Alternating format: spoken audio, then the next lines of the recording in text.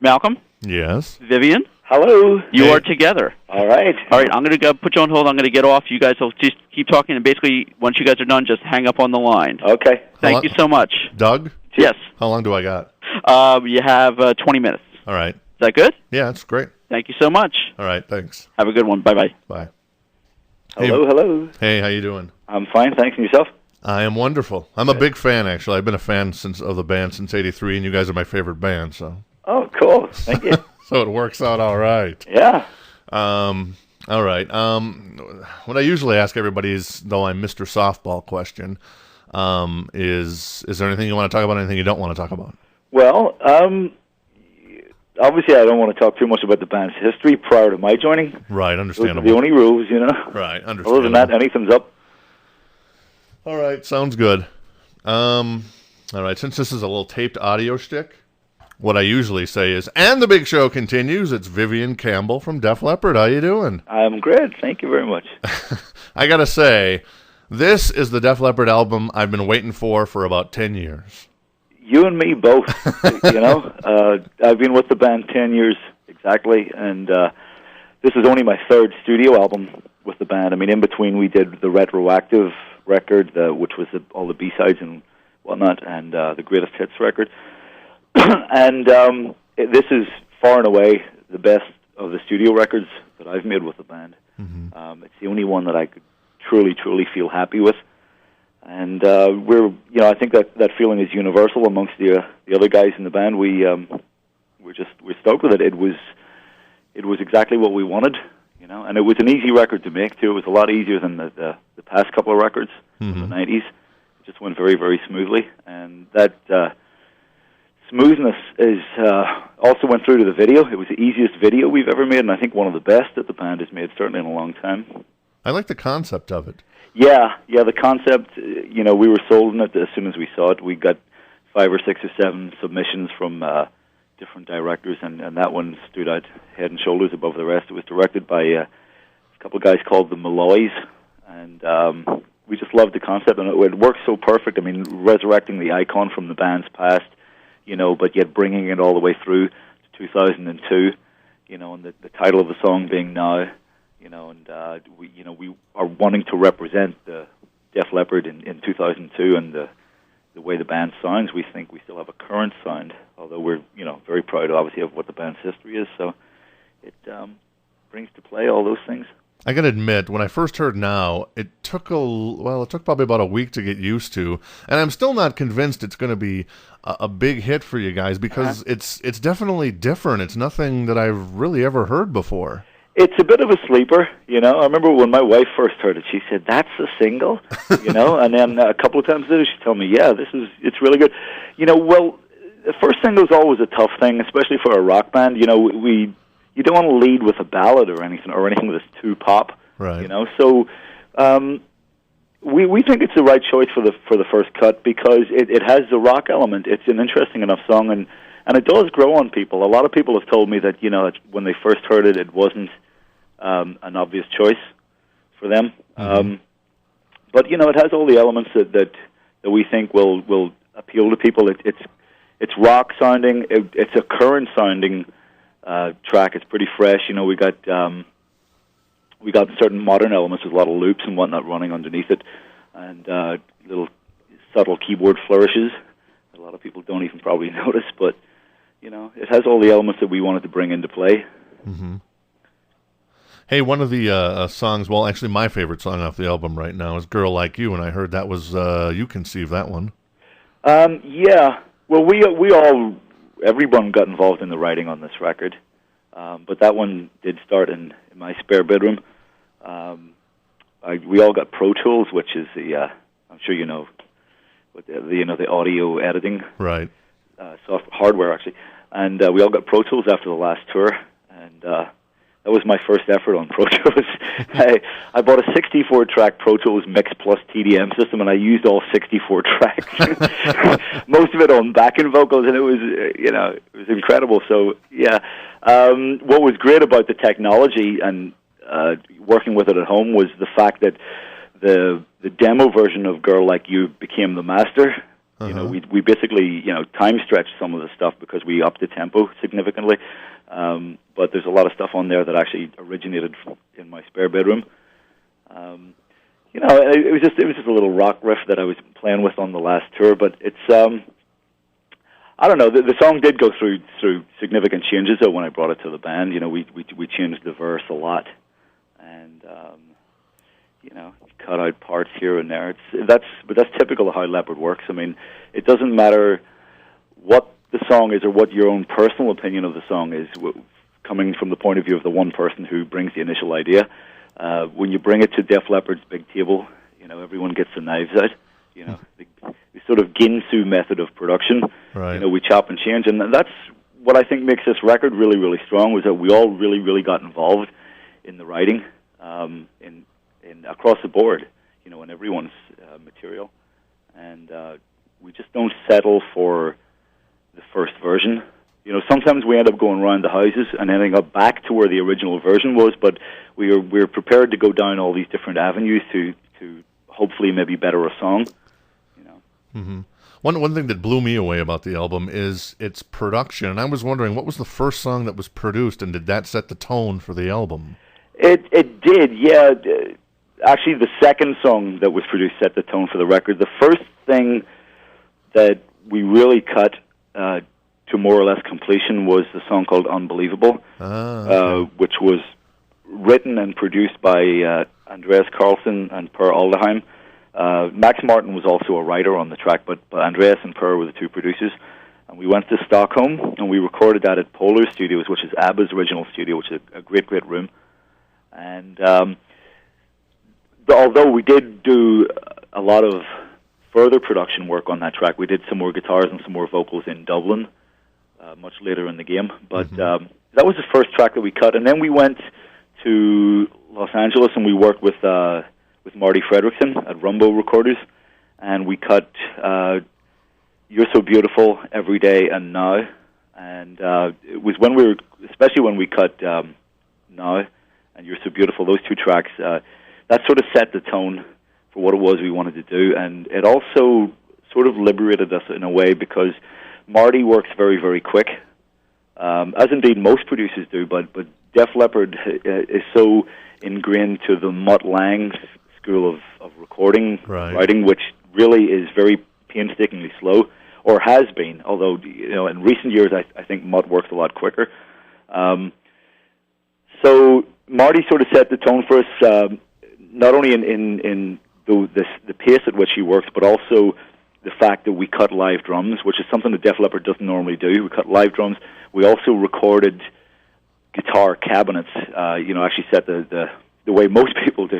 It may seem, it's like, well, what's so unusual about that? But for us, we very, very seldom would do that. We mostly take direct signals, but we actually use the sound of the room, using multiple amplifiers and close miking and distant miking, so actually getting some of the ambient sound in there too.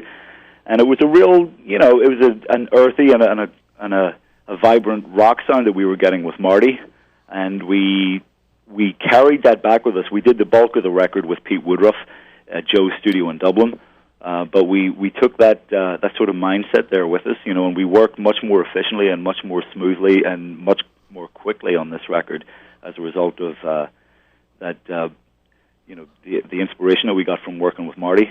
Mm-hmm. Cool.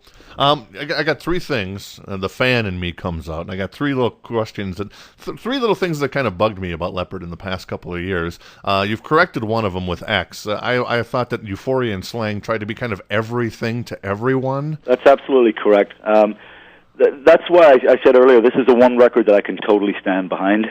With my past two studio experiences with Slang and with Euphoria, I really felt that we were trying to cater too much to the market. We were trying to second guess what it was we thought that people wanted Def Leppard to be. Right. Obviously with Slang, that was a more difficult record because it was the mid-'90s, just post-grunge, and we knew that no matter what we did, it was going to be a really tough sell. And we knew we couldn't make a record that really resembled the traditional Def Leppard sound. We had to go off on a tangent. other guys in the band may have differing opinions on this, and I'm sure they do actually, but I have always felt from day one with Slang that we took too much of a left turn. I thought we went too extreme on it. Mm-hmm. I thought we sacrificed the art of songwriting, which is what Leppard was all about, and we just sort of accepted the initial ideas. Like I said earlier, when somebody comes to the band with a song, even if it's completed, it gets chopped and changed, and we always try and make it better.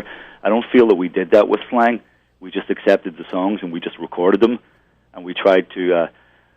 I always felt it was too much style and not enough substance for that record. But anyway, like I said, it didn't really matter what we did because we were going to get panned for it. We knew that from the get-go because it was very. It was a tough time being anything from the 80s was deeply resented in the 90s. Right. I think it's okay now, though. I think the wheels come full circle, and I think we have a lot of respect for having survived all of that. And, a lot of the younger bands, we've been doing a lot of radio shows, and a lot of these younger bands have been coming up to us and saying the nicest things, and even I think we played last night at Irving Plaza here in New York, and I heard the Creed were there. Oh, really? Because they're big fans. So, things like that. We get jazzed on that younger musicians come up and say, you guys, thanks for the music. They would never have said that in the 90s. And the other record then after Slang was Euphoria, which, we felt, okay, maybe it's time now where we can return to the classic sound, and go to the extreme opposite of what Slang was. So we literally, we put on Hysteria and we put on Paramania, and we blueprinted those records, the style of the songs, the production, down to a T, and again, because we thought that's what people, maybe it's safe to give people a traditional sound in Def Leppard record, but again, it was all second guessing. It was always just trying to cater to what it was we thought people wanted from Def Leppard, and with X, we thought, screw that, we're going to make a record that just has great accessible songs. There's going to be a bit of rock, there's going to be a ballad or two, there's going to be, songs that we feel could play on top 40 radio. That's a great album.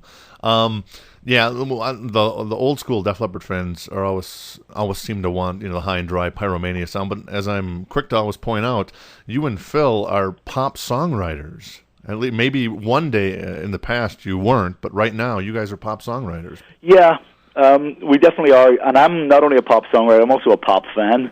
A lot of people are surprised, and maybe some of them are disappointed when they meet me and they say, "Wow, what are you listening to, man?" And they reel off all these rock bands, thinking that I get up at 9 o'clock in the morning and rock out to guitar music. I actually don't.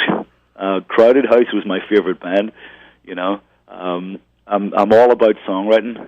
I love songwriters. I love the great songs. I love the great melodies and the great singers. That's not to say I don't appreciate guitar or rock music, but my natural inclination is to write pop music. Mm-hmm. And then the second thing, the little three things that have bugged me going back to, is that the second single off both Euphoria and Slang were, in my opinion, the weaker tracks off the album, one of the weaker tracks off the album, and it basically killed the album. Yeah. So I'm like, please don't release a ballad as a second single, but then I've heard... I know, that's record coming out. I totally agree. I didn't think that Goodbye was the right second single from Euphoria, but... the powers that be, the record companies, they or the management, they get together and they think, well, okay, this is it. We'll try for top 40 with the ballad, and you got to just go with it. We're the musicians. We write the songs and we perform it. We don't decide the policy of how to sell records. Right. I think that'll change, though. I've heard Long Way to Go will be the second single, and that is just one of the best songs that Def Leppard's ever done. Well, thank you. Yeah, but again, it's the same policy that we're going with the ballad second. I'm presuming that it's going to be the second single. Maybe it's not. Right. Four-letter Word has been getting a little bit of interest. I've seen it mentioned in reviews of the album, and to me, Four-letter Word is a little bit too adrenalized. Oh yeah, well, it's total, AC/DC clone music, but it has a pretty strong hook of a chorus. A couple of rock radio stations have been picking up on it already, so you never know. Right.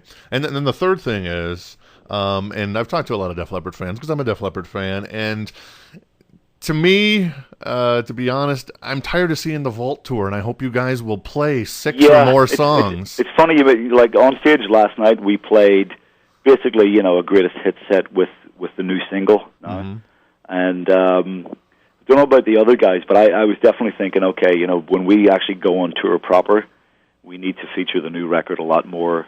I'm surprised on previous tours. I'm surprised you guys aren't playing a couple songs off the new album when you're doing. Well, we haven't had a chance. This is just a promotional trip. We've had very, very little time to rehearse. Oh. We only had, I think, about 4 days to rehearse in Los Angeles in mid-June. Right. And, most of that time was taken up getting our crew together and getting our gear out of the storage, and setting up Rick's kit and getting it all to work.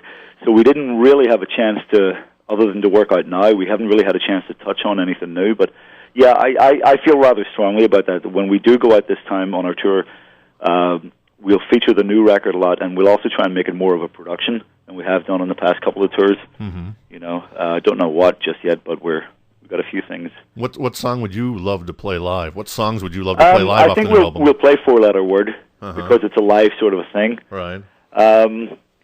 Let me just have a look at the record so I can refresh my memory with what we have. I think You're So Beautiful. Yeah. We might give a go. Long way to go. If it is going to go as a single, as a second single, we'll have to play that. Right. There's any one of a bunch. I mean, Torn to Shreds we could play, or Cry. Cry would be a great live track. Scar is the big album track. Right.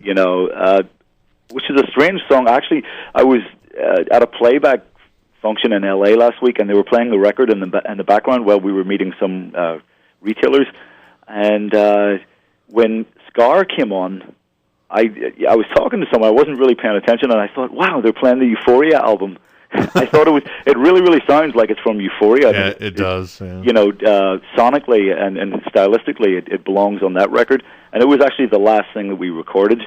One of our managers called us right at the end of the record, and he said, we went out to make a real accessible, sort of pop-ish sort of sounding record, and he says, you've done that, but he says, don't forget the band is a rock band and you have a traditional rock bass. He said, get in there and write another song. Right. So we went in and we came up with Scar, and it absolutely, is the odd man out on this record, but that might be something that we play live because it's, it's a rock thing.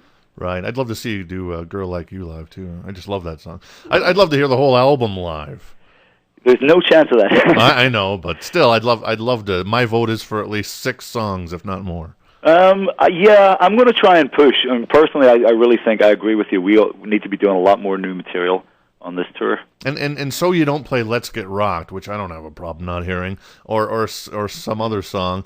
I mean, people still go out and see U2 because it's, and it's an event, and if they don't play one, which is my favorite U2 song, I'm not going to be upset. Yeah, I agree. I mean, like I said earlier, I'm a huge Crowded House fan. I go to see Neil Finn when he plays in L.A., and I'm never disappointed, even though he's featuring most of the material from his new record when he tours, but there's so many great Crowded House songs, and I have my personal favorites, but I'm generally not disappointed when he doesn't play them because he'll always play one or two, and the whole thing is, I mean, when you are pushing a new record, I agree, you have to go out and try and give a live interpretation of it as much as possible. A couple quick questions because I'm running out of time here. If you could pick a single off of X, what song would you choose? If I could pick a single, yeah. Torn to Shreds, actually. Really? Yeah. Yeah. About that song, I don't know, it works for me. That's such a simple song, but it's such a great song. Yeah, it works. Yeah. And then, are you guys going to be waiting? You guys are waiting till November to tour, I heard. We're starting in the UK in November. We're going to do UK for a couple of weeks, Japan for a couple of weeks, and we'll actually be in the US by early December. Okay. Are you hoping that the album kind of takes off a little bit and you can, have like a newer opening act and try to, do kind of like an Aerosmith, Bon Jovi type tour? Well, I'm certainly hoping that the record takes off. With regard to opening act, I really don't know. We always try and take someone who's not from the genre. Right. We've been offered a lot of tours with other bands from the 80s, but we really don't like to do that at all because we don't, I think it's been a struggle for Def Leppard in the last decade to try and pull ourselves away from that. Some people see us as being, a hair band from the 80s. Right. So many of those bands lacked substance. They were all about, the hairstyle and the video and whatnot, and the stage antics, and Def Leppard was always about the songs. Right. So we won't be going on tour with any band from the 80s. Well, right. No, I don't want to see that. No. Yeah. I'd love to see, some new band that's out there like Our Lady Peace, or they're not really new, but, bands like that. Yeah. If you guys are doing it. I don't know. I mean, we've taken some pretty wacky bands on tour with us. I just saw a band the other night called Ruby Horse. They're an Irish band, and they're rock, but they're not hard rock. They're more of a pop, very emotional band though. And I'm listening to their record actually right when you called. So maybe they'll go on tour with us. Who knows? Are you guys going to be doing any TV appearances? There's nothing scheduled, but yeah, I'd say there's a strong chance we will. Oh, okay. All right. Well, I appreciate the time, and once again, it's a great album, and it's the album that I've been waiting for, like I said, since Hysteria. I know Adrenalize was a great written song, a great album as far as writing, but of course it suffered from the overproduction. And Yeah, I agree. I mean, and the main problem was, I think if Adrenalize had come out 2 years earlier, if it had come out in 1990, it might have been okay, but at the time it came out, the music industry was changing, grunge was being born, Nirvana came along, and end of story. Right. Well, that's what happens when you spend 4 years making a record. Right.